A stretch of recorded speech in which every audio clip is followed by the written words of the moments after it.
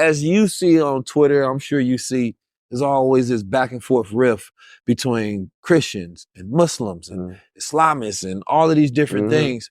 Me personally, I don't get caught up in it, but I just noticed that there's so much identity politics and divisiveness to where people don't even really know what they're fighting for.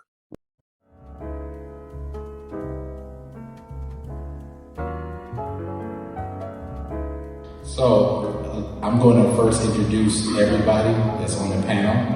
I'd like to call upon Derek Warner, CEO, founder of React. Once again, peace and light.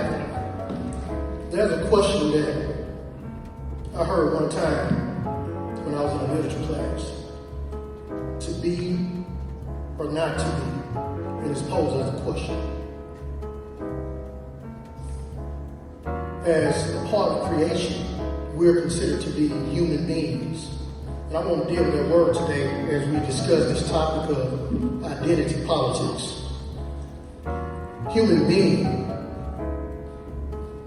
The word being itself means to exist. But let's go a little deeper. It also means to tap into your natural essence, who you are, the internal person, not the external self. There are so many different things that we come across. Bees, ants, all sorts of aquatic animals, mammals, reptiles, even the trees. Now, with all of those differences, you never hear any of those creatures identifying separately with the other aspects of creation.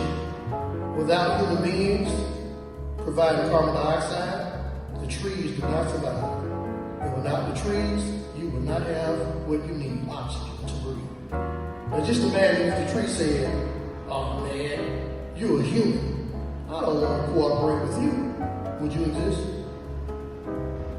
I think the biggest demise that humankind has brought, because we bring this into existence, is trying to separate based upon identity and affiliation, instead of saying, you know what, I am a being, which means to exist, tap into your own true nature that intends to exude what I have, my gift, my power that God has bestowed upon me, that I may assist the creation in general.